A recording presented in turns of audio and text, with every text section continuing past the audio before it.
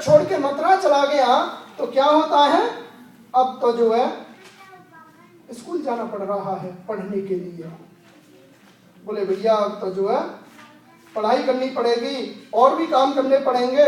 एक दिन हमारा लाला है का है स्कूल से आयो और आकर के जब एक रूम में बैठ गया और बैठ करके रोने लगा। तो जब रो रहा था तो उसको उद्धव जी ने देखा और उद्धव जी से पूछा, वसुदेव जी से पूछा उद्धव ने, क्यों रोता है लाल, क्यों रोता है कन्हैया? तो वसुदेव जी बोले, मैं तो उनके स्वभाव से परिचित नहीं, क्योंकि जन्म हुआ और गोकुल पहुंचा दिया। लेकिन उद्धव आप पूछो ना, क्यों रोता है लाला? तो उद्धव जी गए कि भैया मेरे को बताना अपनी प्रॉब्लम, मैं तेरा मित्र हूं। अरे भाई कह करके पुकारता है, जब ही वृंदावन भेजता है। बोले भैया उद्धव जाओ ना वृंदावन, मैं तेरा मित्र हूं, मैं कुछ तेरे दुख को बांट सकता हूं।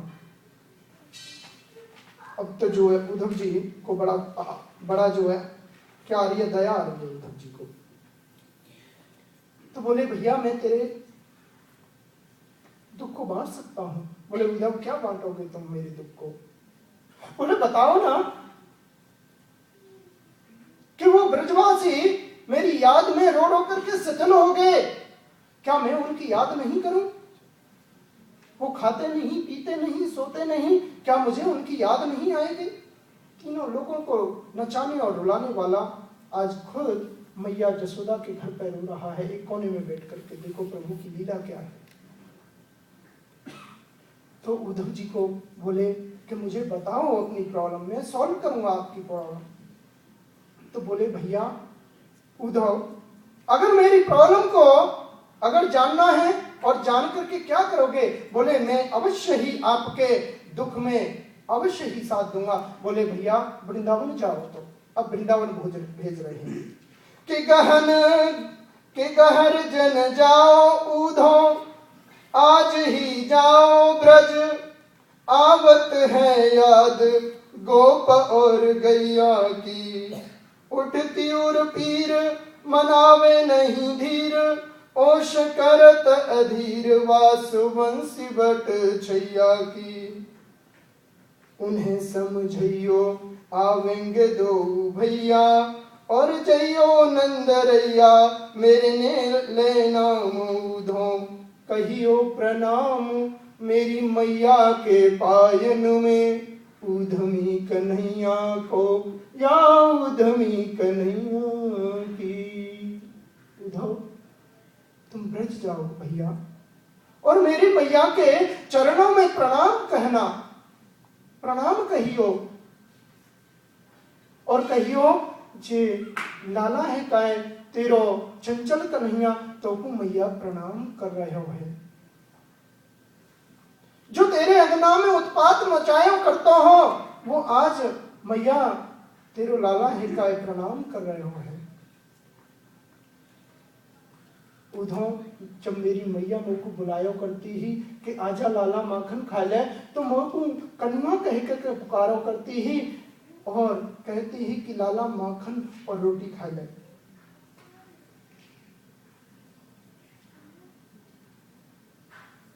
तो कन्हैया को ये बोलते बोलते और उनका गला भर आया, रो गई।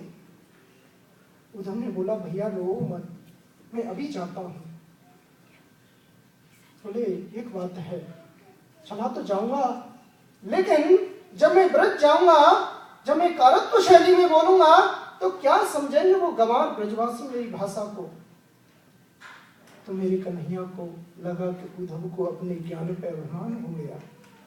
ज्ञानी व्यक्ति को अपने ज्ञान पर अभिमान जब हो जाए ना, तो भगवान ऐसा नहीं कहते कि क्यों हुआ, दंड नहीं देते, मृत्यु दंड देते, लेकिन उसका सरल तरीका निकालते हैं। तो उधर से बोले भैया चले तो जाओ। बोले चला तो जाऊंगा लेकिन एक रात से ज्यादा नहीं रुक सकता। बोले ये तो समय बताएगा, एक रात होगी या 2 रात होगी, समय बताएगा। तो अब उद्धव जी जा रहे हैं, काली कमरिया को लेकर के रथ को दे दिया। काली कमरिया जो ठाकुर जी मतलब उसके पास रहती थी। और इधर से ब्रजवासी बच्चे मथुरा भरे रास्ते पर जाते हैं और जाकर के बैठ जाते हैं और सुबह हो जाती, शाम तक ठाकुर जी का इंतजार करते, बोले आज हमारा लाला आए रहे होएगो।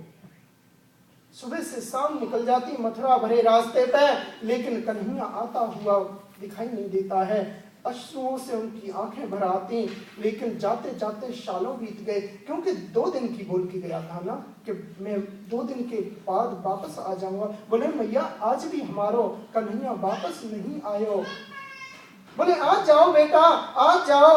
बड़ी मैया कब तक जाए, आप जो बहकाती रहती हो हमको, आज जाए आज जाए। तो एक दिन उद्धव के रथ को आते हुए देखा तो उनका हृदय मयूर की तरह नृत्य करने लगा।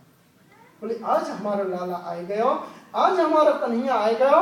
तो उनका जो हृदय है वो मयूर की तरह नृत्य करने लगा ठाकुर जी के। तो जैसे ही उद्धव जी का रथ पास में आ रहा है, इसी प्रकार से उनके हाथ बाग बढ़ते जा रहे हैं। बोले आज हमारा कन्हैया आयो, हमको आलिंगन करेगो और हमको कितनी प्रसन्नता होगी। जैसे ही रथ पास में आयो, उद्धव जी ने रोको, बोले ये तो हमारा लाला ना है। उद्धव जी ने जैसे ही रथ से नीचे पैर रखो, ब्रज की रज में जो है जैसे ही टच किया, उस समय उद्धव जी के हाव भाव बदल गए। बोले ये तो हमारा मित्र ना है, अगर मित्र होता तो हमको आलिंगन कर लेता, ये तो हमारा मित्र नहीं है। अब सबरे जो ग्वाल वाले हैं सबरे वापस जा रहे हैं। एक ग्वाल वालों का बोले भैया रुको ना रुको, मैया जसोदा के घर के मार्ग का रास्ता तो बताओ। सब चले जाते हैं, एक ग्वाला रुक जाता है। बोले मैया जसोदा के घर का मार्ग पूछते हो उद्धव?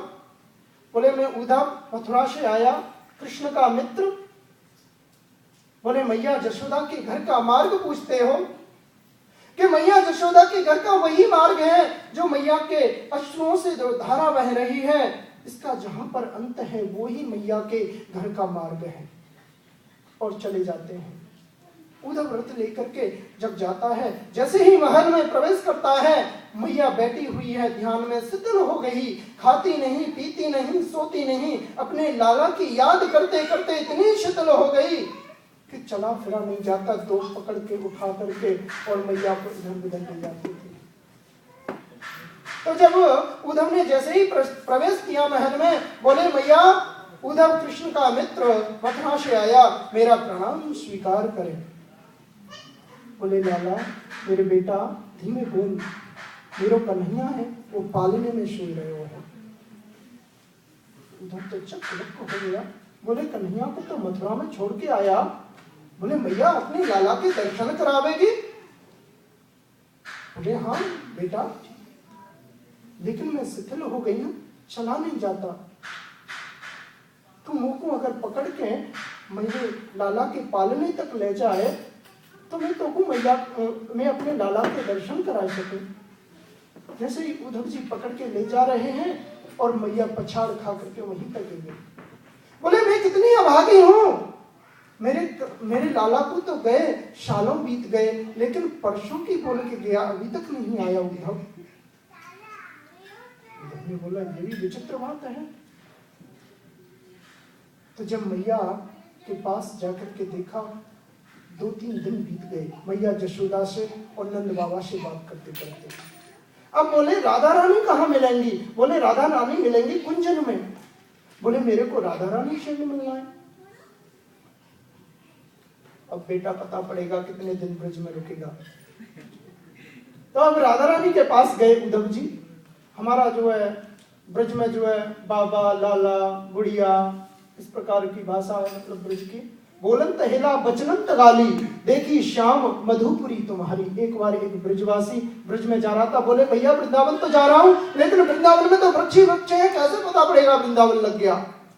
जो वृंदावन मथुरा है ना, उसका नाम था पहले मधुपुरी, क्योंकि जो भगवान राम के भ्राताश्री हैं शत्रुघ्न, उन्होंने मधु नाम के एक दैत्य का वध किया था, तो उन्होंने मधुपुरी को बसाया।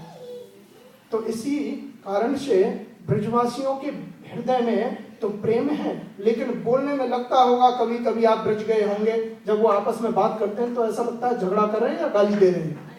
तो बोलंत हिला बचनंत गाली, देखी श्याम मधुपुरी तुम्हारी। हे श्याम, तुम्हारी जो मधुपुरी है, मथुरा नगरी है, विचित्र है। तो अभी जो है, जब मैया के पास से उद्धव जी जो है राधा रानी के पास जा रहे हैं कुंजन में, राधा रानी कुंजन में रहती हैं।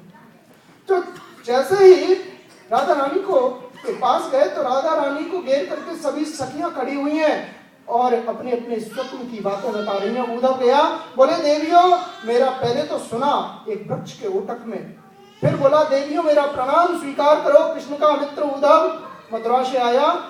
देवियों ने बड़े आदर भाव से उद्धव जी को बुलाया, बोले बोलिए उद्धव। बोले क्या चिंतन कर रही हो? वो तो निर्गुण निर्वाकार निर्विशेष परम ब्रह्म है, कण कण में वास करता है, हम भी ब्रह्म तुम भी ब्रह्म।